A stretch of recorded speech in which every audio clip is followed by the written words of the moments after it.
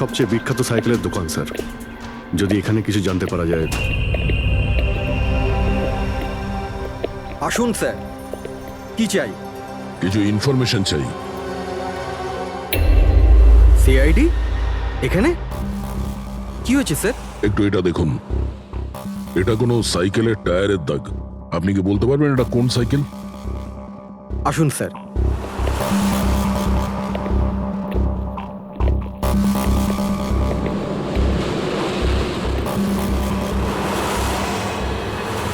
এই হলো ওই সাইকেল, JBRX 100। JBRX 100।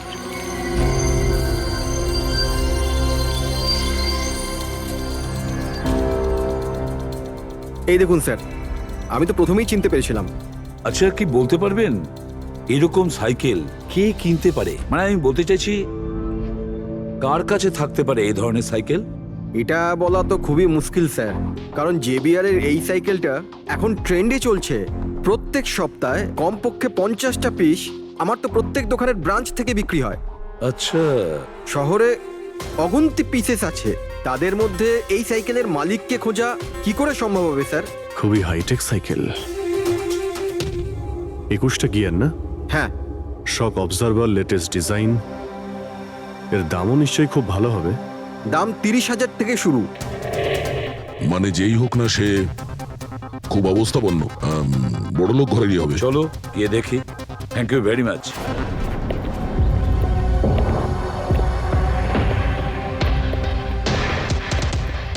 এখানে তো সেরকম কিছু স্পেশাল ইনফরমেশন তো পেলাম না। মনে হচ্ছে আমাদের ইনভেস্টিগেশনটা অন্য পদ্ধতিতে করতে হবে। সঞ্জনা আর শোলা। সঞ্জনা তো বুঝতে পারছি, কিন্তু এই সোলাটা কি? অ্যাড্রেসও হতে পারে, আবার তারিখও হতে পারে। বুঝে উঠতে পারছি না আসলে কি এই পুরো চক্রান্তটা।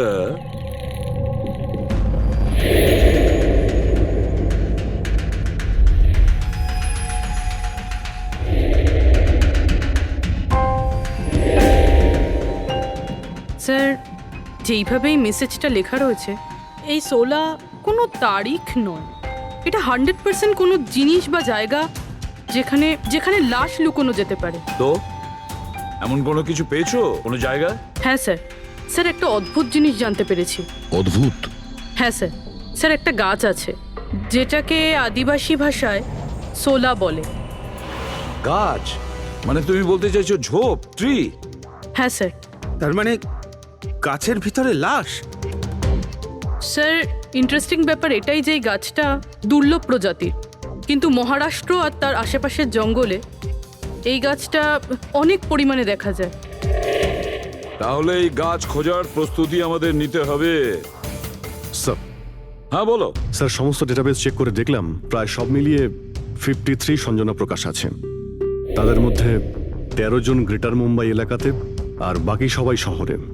একটা কাজ করতে হবে অভিজিৎ, এই যে কয়জন সঞ্জনা প্রকাশ আছে না, প্রত্যেকের ডিটেলস বের করো।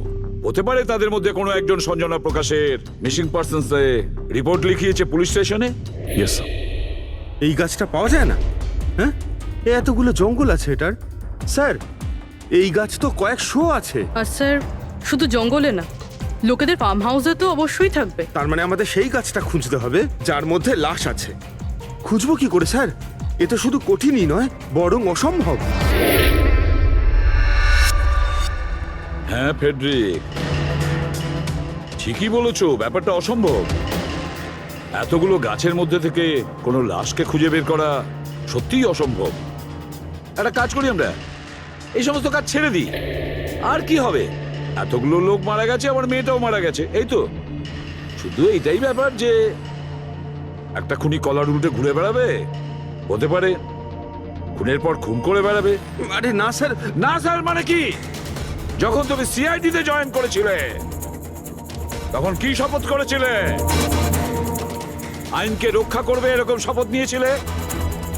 মানুষকে ন্যায় বিচার দেবে কথা বলেছিলে? তাহলে তোমার মুখ থেকে অসম্ভব শব্দটা বেরোলো কি করে? শোনো, মুশকিল, অসম্ভব, এই শব্দগুলো যেন কোনোদিন তোমার মুখ থেকে না শুনি।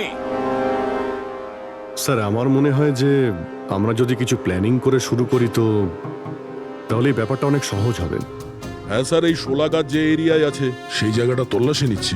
সব থেকে আগে ওই এরিয়াতে যেগুলো শহরে আছে। একটা কাজ করি আমরা, ফরেস্ট ডিপার্টমেন্ট থেকেও আমাদের হেল্প নিতে হবে। আমরা আলাদা আলাদা গ্রুপ করে সার্চ অপারেশন করব। এখান থেকে শুরু করব, তারপর এই দিক দিয়ে সামনে এগোবো, তারপর এখানে, তারপর এখানে। আচ্ছা, এক একটা গাছকে চেক করতে কত সময় লাগতে পারে? কিছু দিন, এমনকি কিছু সপ্তাহ লাগতে পারে। কোনো চমৎকার হলে কাজটা তাড়াতাড়ি হবে।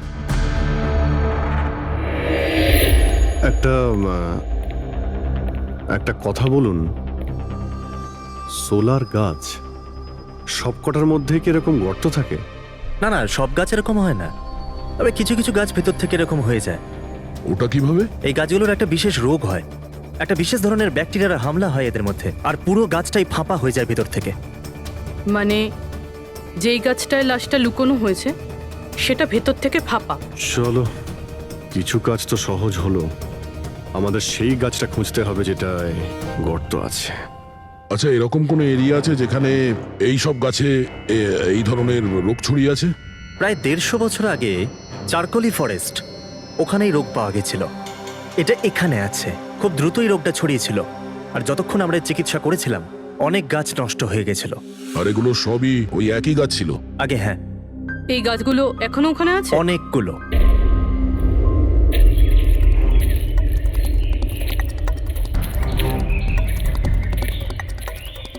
স্যার, এটাই ওই জায়গা যেখান থেকে আমরা আলাদা আলাদা গ্রুপে ডিভাইড হয়ে যাব, আর তারপর সার্চ করব।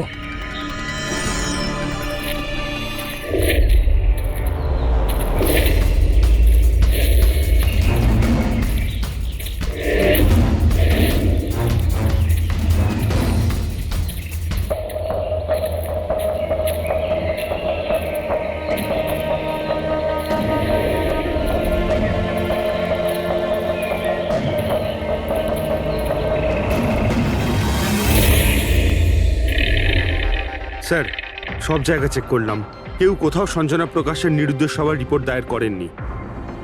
আর শহরে যে 8 জন সঞ্জনা প্রকাশ আছে তাদের খবর কি? তারা সবাই তো ঠিকঠাকই আছে স্যার, আমি সবকটা চেক করেছি। কোনো গোলমাল হয়নি তো? একটা গন্ডগোল আছে স্যার। আমি যখন আলাদা আলাদা পুলিশ স্টেশনে গিয়ে সঞ্জনা প্রকাশ নামের কারোর নিরুদ্দেশ হওয়ার খবর চেক করছিলাম, তখন আমি একটা খুব আজব কথা জানতে পারলাম। কি আজব ব্যাপার, তাড়াতাড়ি বলো। স্যার, এই যে বেনামে মেসেজ এসেছে না, সেটা শুধু আমরা পাইনি, বরং বিগত কয়েক মাসে 4-4টে পুলিশ স্টেশনে কেউ ঠিক সেরকমই একই রকম মেসেজ পাঠিয়েছে স্যার। মুম্বাই, নাসিক, পুনে, লোনাভালা। বেশ, তাহলে আমরা ওই 4টে পুলিশ স্টেশন থেকে খোঁজ নেব। ওই বেনামি বার্তা কারা পাঠাচ্ছে?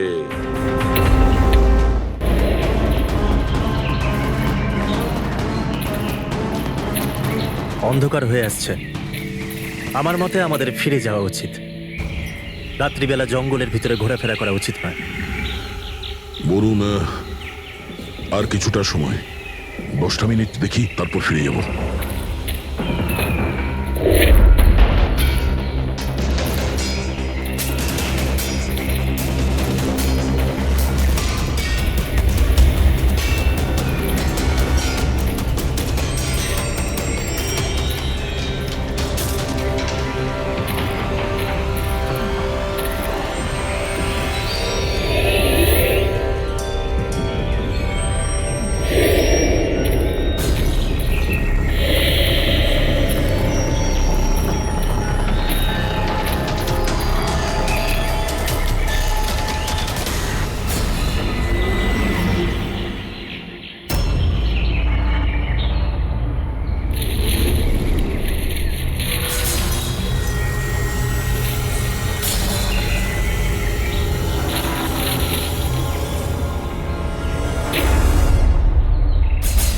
মনে হচ্ছে এখানে কিছু আছে।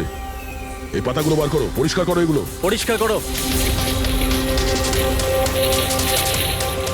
হ্যাঁ অভিজিৎ, এখানে একটা গাছ পাওয়া গেছে, মনে হচ্ছে ওর মধ্যে কিছু আছে।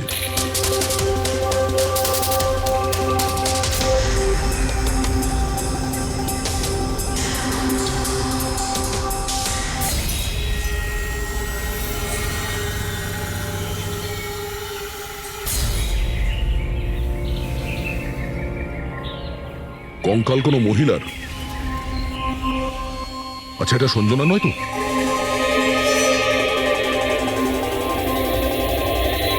হ্যাঁ স্যার, ঠিক এরকমই মেসেজ আমরাও পেয়েছিলাম কিছুদিন আগে। দেখো তো কে। স্যার এটা দেখুন। সঞ্জনাকে কে মেরেছে?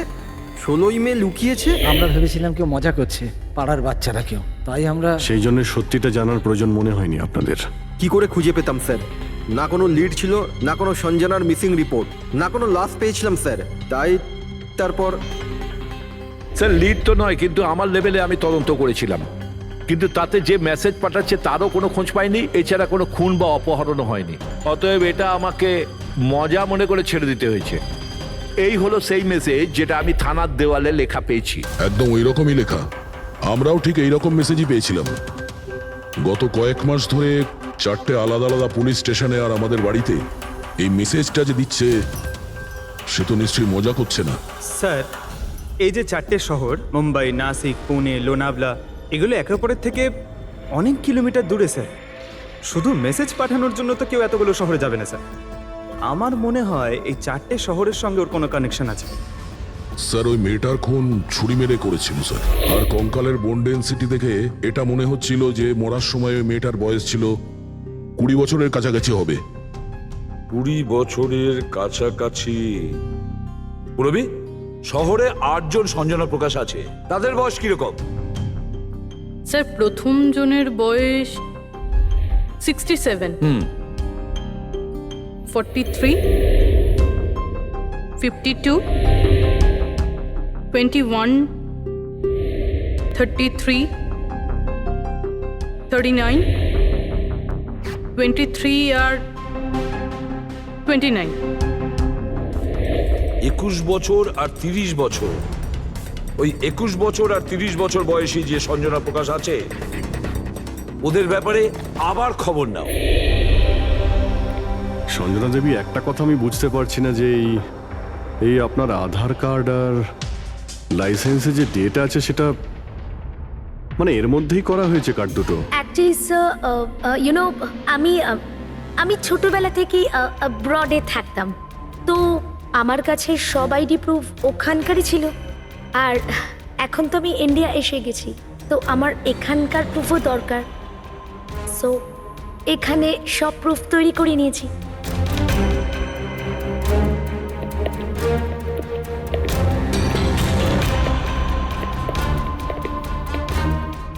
স্যার এই সাইকেলটা দেখুন।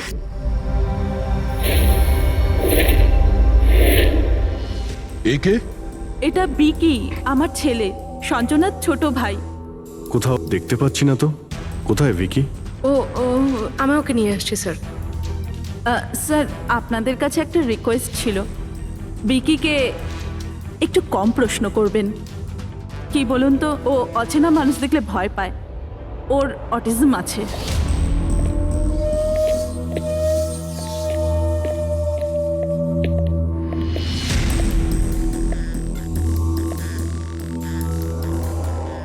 হ্যালো ভিকি। আসলে ব্যাপারটা হচ্ছে, ও অচেনা লোকেদের আর অচেনা জায়গা দেখলে খুব ঘাবড়ে যায়। আরে আরে এই ভিকি সব থেকে বেশি কাকে ভালোবাসে? ওর কাকিমা মনার সাথে। ভিকি ছোটবেলা থেকেই আমার স্ত্রীর খুব কাছের ছিল। বিকির চিকিৎসা নিশ্চয়ই করাচ্ছেন? চিকিৎসা তো করিয়েছি, কিন্তু আর স্পেশাল স্কুলে ট্রাইও করেছিলাম, কিন্তু কোনো লাভ হয়নি। ও অ্যাডজাস্ট করতেই পারছিল না।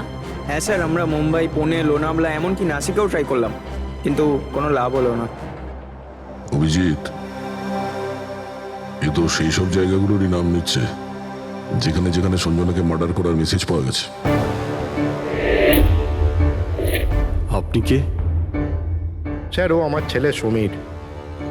ও স্কুল থেকেও পালিয়ে যেত, এই জন্য আমরা ওর উপরে ট্র্যাকার লাগিয়ে দিয়েছিলাম, যাতে ও কোথাও যদি হারিয়ে যায় তাহলে আমরা যাতে ওকে ফিরিয়ে আনতে পারি। আপনারা ভিকির সম্পর্কে আর আমাদের সম্পর্কে এত কথা জিজ্ঞেস করছেন কেন? ওই একটা কেসের ব্যাপারে এই এরিয়াতে যতগুলো বাড়ি আছে আমরা সবাইকে জিজ্ঞাসাবাদ করছি, কিন্তু আপনাদের ঘাবড়াবার কোনো কারণ নেই। আপনাদের সঙ্গে কথা বলে এমন মনে হচ্ছে যে এই কেসের সঙ্গে আপনাদের কোনো সম্পর্কই নেই। Anyway, thank you. Thank you. Thank you.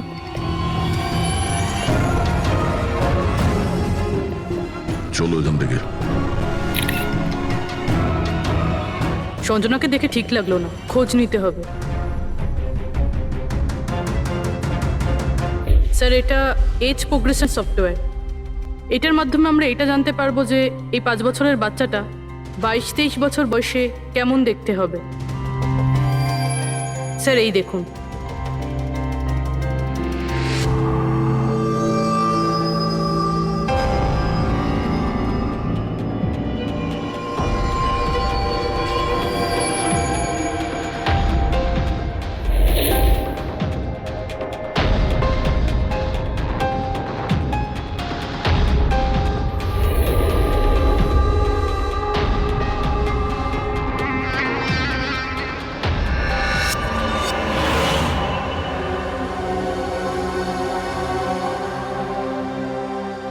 তোমার মুখের প্রত্যেকটা ডিটেল এখন আমার কম্পিউটারে চলে এসেছে। এক্ষুনি জানা যাবে যে তুমি দেখতে কেমন।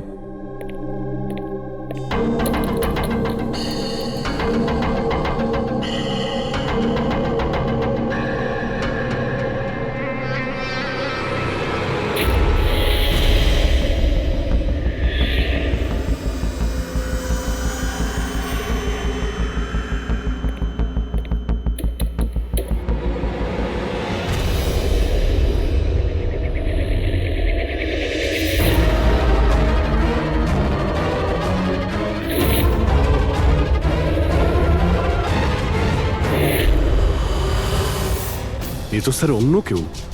এই হলো আসল সঞ্জনা প্রকাশ। আমরা যাকে পেয়েছিলাম সে অন্য কেউ। তার মানে খুনি সঞ্জনাকে মেরে তার জায়গায় অন্য কাউকে সঞ্জনা বানিয়ে প্ল্যান্ট করেছে। সঞ্জনা প্রকাশ। এই নাটকটা বেশি দিন করা যাবে না। সিআইডির লোকগুলো তো বাড়িতে এসে গেছিল। কাল যদি কোনো একটা স্টেপ নেয় তখন কি হবে? আর আর যদি একটুও সন্দেহ হয় না, তাহলে তো আমিই ভেসে যাব। তুমি এই প্রসঙ্গে কাউকে কিছু বলনি তো? না, আমি এই ব্যাপারে কাউকে কিচ্ছু বলিনি। কিন্তু আমি এই সমস্ত কিছু বেশি দিন কিন্তু করতে পারবো না। হ্যাঁ, আমার খুব ভয় করছে আর আমি এখান থেকে চলে যেতে চাই, ব্যাস। ঠিক আছে ঠিক আছে, রিল্যাক্স। নিজের বাড়িতে বলো যে তুমি এটা ট্রিপে যাচ্ছ আর নিজের জিনিসপত্র নিয়ে বাইরে বেরিয়ে পড়ো। কিন্তু কিন্তু আমি যাবোটা কোথায়? সেটা তুমি আমার উপরে ছেড়ে দাও। নিজের জিনিসপত্র গোছাও আর সেই জায়গাটায় দেখা করো ঠিক 4টায়। ঠিক আছে।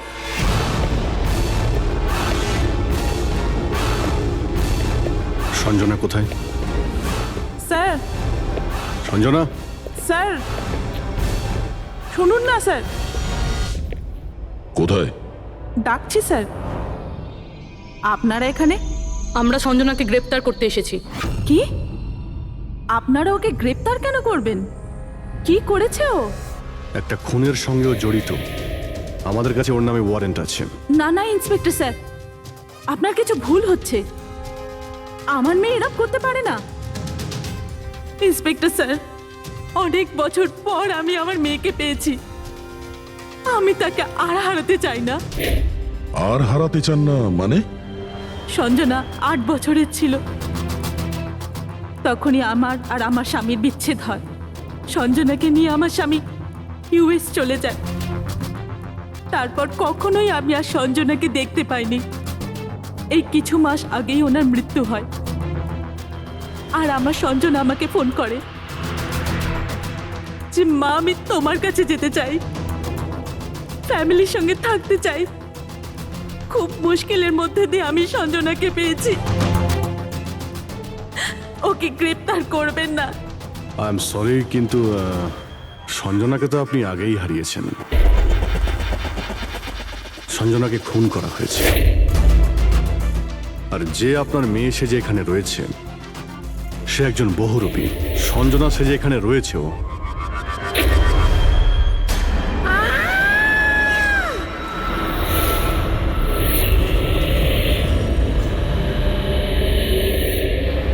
সরে যান, সরে যান, তাড়াতাড়ি ওপরে ওঠো, সাবধানে।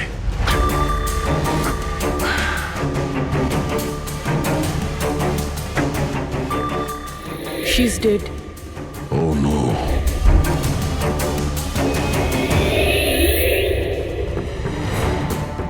স্যার ওরই ফোন মনে হচ্ছে। কিছু লেখা আছে স্যার এটাতে। মনে হয় সুইসাইড নোট। আমি আসল সঞ্জনাকে মেরে ওর জায়গা নিতে চেয়েছিলাম, যাতে সুখ স্বাচ্ছন্দ্যে বাঁচতে পারি। সঞ্জনাকে খুন করে সেই অপরাধবোধ আমাকে কুড়ে কুড়ে খাচ্ছিল, তাই সুইসাইড করছি। ফ্রেডি, পঙ্কজ, লাশটাকে ফরেন্সিক ল্যাবে পাঠাবার ব্যবস্থা করো। আর এখানে যতজন লোক আছে ওদের সবার ডিটেলস নিয়ে নাও, কে কখন কোথায় ছিল। না না না না, এটা ঠিক নয়।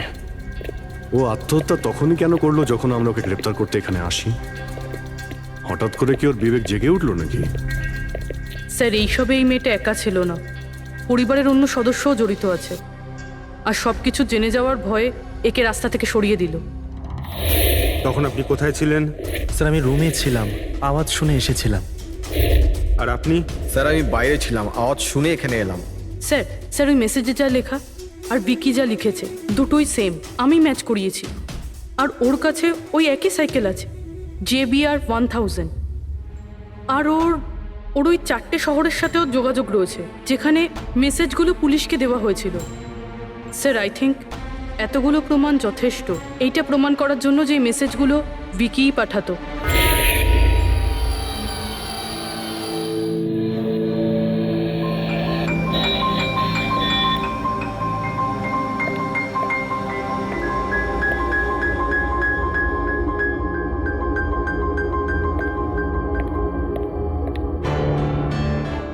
ভয় পেও না বাবা, দেখো কে এসেছে, তোমার বন্ধু হয় বাবা, তোমার সাথে কথা বলতে চায়। আমি তো আছি তোমার সাথে, ভয় পেও না বাবা। ভিকি,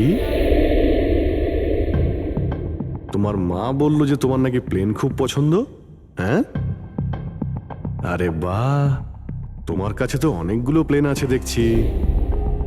তুমি আমাকে দেখাও প্লিজ, প্লিজ প্লিজ আমাকে দেখাও না প্লিজ। দেখাও দেখাও বাবা, হ্যাঁ? দেখাও। আরে বাহ, এটা আরে তার আগে আমি তোমায় কিছু দেখাতে চাই। তোমার জন্য গিফট নিয়ে এসেছি, দেখো। নিয়ে এটা নাও। খুব সুন্দর, তোমার পছন্দ হবে, দেখো।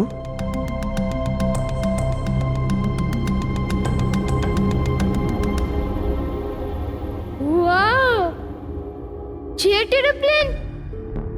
আমি না বড় হয়ে পাইলট হব, তখন সব প্লেন উড়াবো। বাহ, এই সব প্লেন উড়াবো, আমাকেও বসাবে?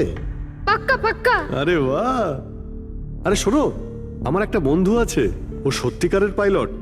তুমি কি কথা বলবে ওর সঙ্গে? তুমি চাইলে ওর সঙ্গে ঘুরতে পারো, হ্যাঁ? মাকেও সঙ্গে করে নিয়ে যেও, কি বলো? আরে দারুণ ব্যাপার। আচ্ছা শোনো, আমার একটা কথা বলো, সঞ্জনা দিদির ব্যাপারে তুমি জানতে পারলে কি করে? আরে ভিকি, এটা আবার কি হলো? আরে ভিকি, আমি তোমার বন্ধু, আমাদের কেন ভয় পাচ্ছ তুমি? দেখো আমি পুলিশ, তুমি তো নিজেই বলতে চেয়েছিলে সঞ্জনা দিদির ব্যাপারে, হ্যাঁ? প্লিজ বলো, কি করে জানতে পারলে? কিছুদিন আগে আমি রাতে। কারোর একটুও সন্দেহ হয়নি যে আমি আসল সঞ্জনা নই, নকল সঞ্জনা। এবার আসল সঞ্জনার ডেড বডি সারা জীবনের মতো এই শুলা গাছে লুকোনো থাকবে। আমরা এখানে আনন্দ করব।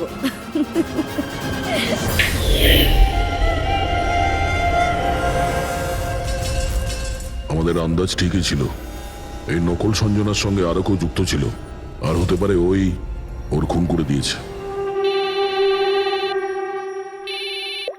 হ্যাঁ পুরবি,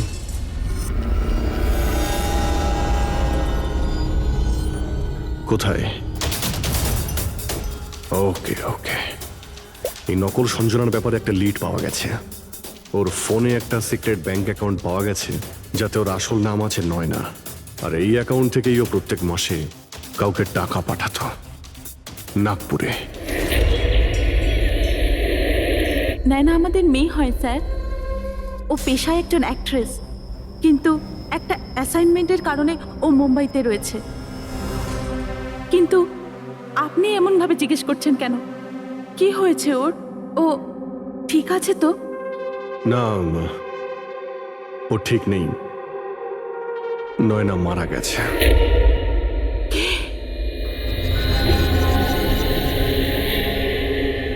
না, ও মরতে পারে না।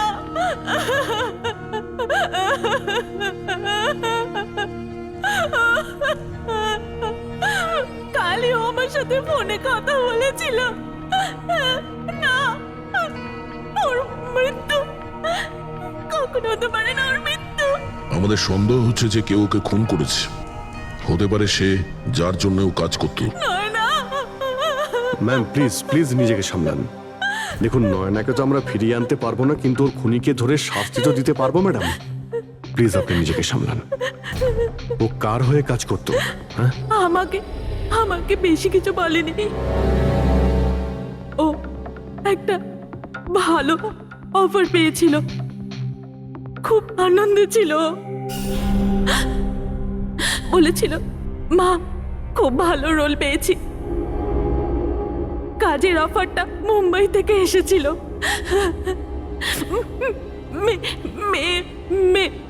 মে মাসেই ছিল। মে মাস। Thank you very much. May মাস মানে যখন সঞ্জনা ইন্ডিয়াতে ফেরার কথা ছিল তখন। সঞ্জনার নামে 50 কোটি টাকা ট্রাস্ট ছিল, যার মধ্যে 60% গত কয়েক মাসে আর বাকি টাকাগুলো গত কয়েক সপ্তাহে বিদেশি অ্যাকাউন্টে ট্রান্সফার করা হয়েছে, যেটাকে আমরা ট্রেস করতে পারিনি। তার মানে নয়নাকে কেউ তার কাজে ব্যবহার করেছে আর কাজ শেষ হতেই রাস্তা থেকে সরিয়ে দিয়েছে। কিন্তু কে?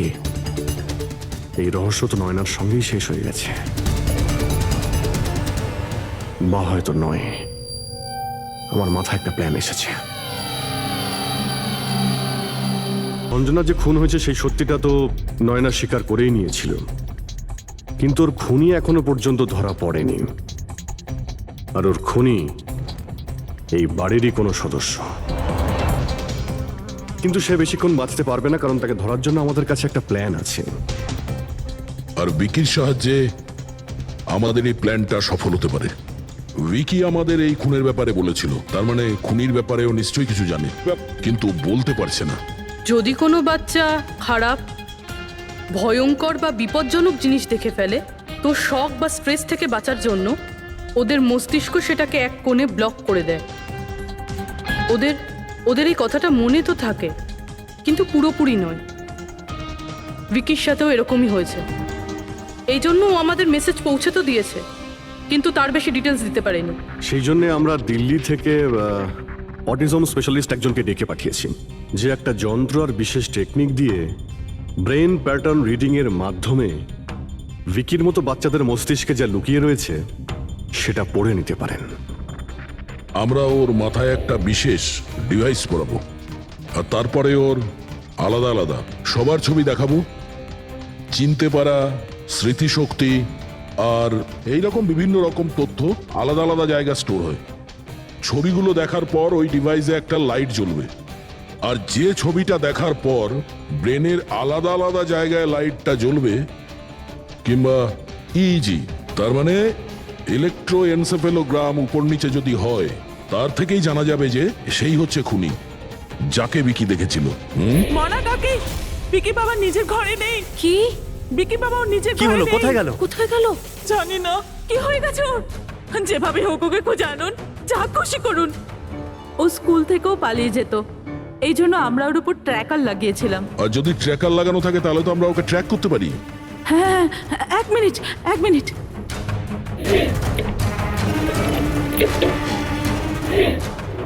স্যার, ট্র্যাকিং ডিভাইস ড্রয়ারে নেই। আমার ছেলেকে বাঁচিয়ে নিন, যেভাবে হোক ওকে আমার কাছে এনে দিন। আপনি একদম ভয় পাবেন না, ওর কিছুই হবে না। স্যার, যেই খুনি হোক, এই ট্র্যাকিং ডিভাইসটা তার কাছেই আছে।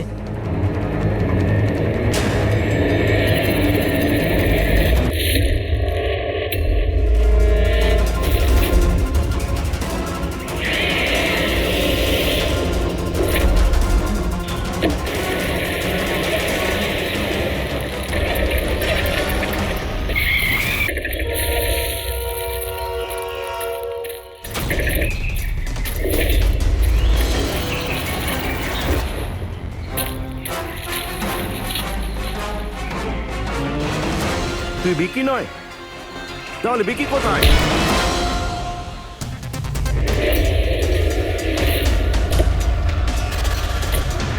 বিকি একদম ঠিকঠাক আছে। বিকি কখনো হারিয়েই যায়নি, সেই কারণে ওকে খোঁজারও প্রয়োজন নেই।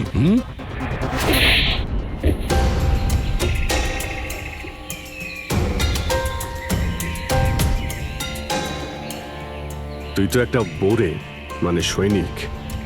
আসল খেলোয়াড় কোথায় সেটা বল। এটা খুনির কাছে পৌঁছানোর আমাদের একটা প্ল্যান ছিল, যেটা সাকসেসফুল হয়েছে। তাই এখন শুধু এই একটাই উপায় আছে খুনিকে ধরার জন্যে। প্রথমে বিকির সাহায্যে ওর কাছে পৌঁছানোর কথা বলবো, আর তারপর বিকির নিখোঁজ হয়ে যাওয়ার খবর দেব। খুনি ভয় পাবে, আর সেই কারণে ও ট্র্যাকিং ডিভাইসের সাহায্যে বিকিকে খোঁজার চেষ্টা করবে। কিন্তু ও ভিকি হবে না, আমাদের কোনো লোক থাকবে, ঠিক আছে? ঠিক আছে। এই প্ল্যানের সাহায্যে আমরা তো খুনিকে পেয়ে গেছি, কিন্তু ও তো শুধুমাত্র বোড়ে ছিল। আসল মাস্টারমাইন্ড অন্য কেউ। আর সেখানেই আছে, এই ঘরের মধ্যে।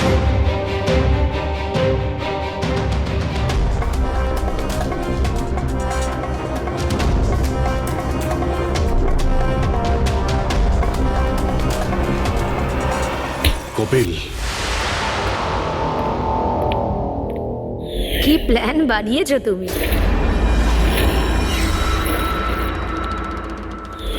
তুই নিজের খুড়তুতো বোনকে মেরে ফেললি। Madam ma'am. প্লিজ আমি তোকে ছাড়বো না। ছেড়ে দিন। স্যার, একে ফাঁসির শাস্তি দেবেন, একে ছাড়বেন না। এ আমার মেয়েকে মেরে তো ফেলেছে। কপিল কেন করলে এটা? আমি এসব করেছিলাম। আমি সঞ্জনাকে মেরে ওর লাশটাকে লুকিয়ে ফেলেছিলাম, আর তারপর ওর বদলে আমি দ্বিতীয় সঞ্জনাকে নিয়ে আসি। I am so excited. কত বছর পর সবার সঙ্গে দেখা হবে, মমির সাথে, বাকিদের সাথে। সবাই কত হ্যাপি হবে, তাই না? এই জন্যই তো আমি কাউকে বলিনি, সবাইকে সারপ্রাইজ দেব। কি হ্যাঁ, খুব ভালো হবে। গাড়ি থামালে কেন? স্যার, মনে হচ্ছে গাড়ি খারাপ হয়ে গেছে, আমি দেখছি।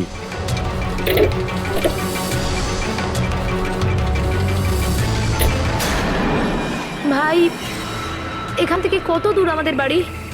এতটাই দূর যে সেখানে তুমি কোনোদিন পৌঁছবে না।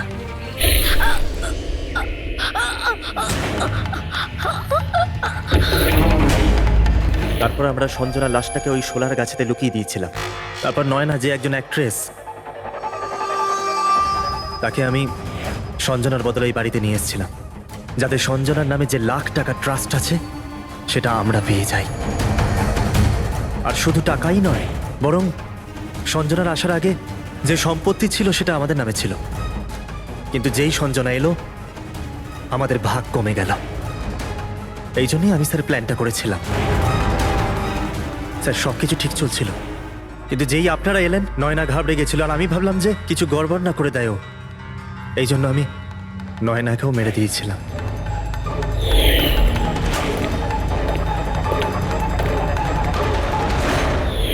কিন্তু আপনারা আমার সমস্ত প্ল্যানেতে জল ঢেলে দিলেন। এতক্ষণ তো শুধু জলই ঢেলেছি। তোমার অপরাধের শাস্তি এখনো বাকি আছে। নিয়ে যাও ওকে। যা। Vicky, thank you Vicky, thank you very much. যদি তুমি না থাকতে তাহলে সঞ্জনার খুনিকে ধরতেই পারতাম না। তুমি খুব সাহসী। হ্যাঁ, থ্যাংক ইউ ভেরি মাচ।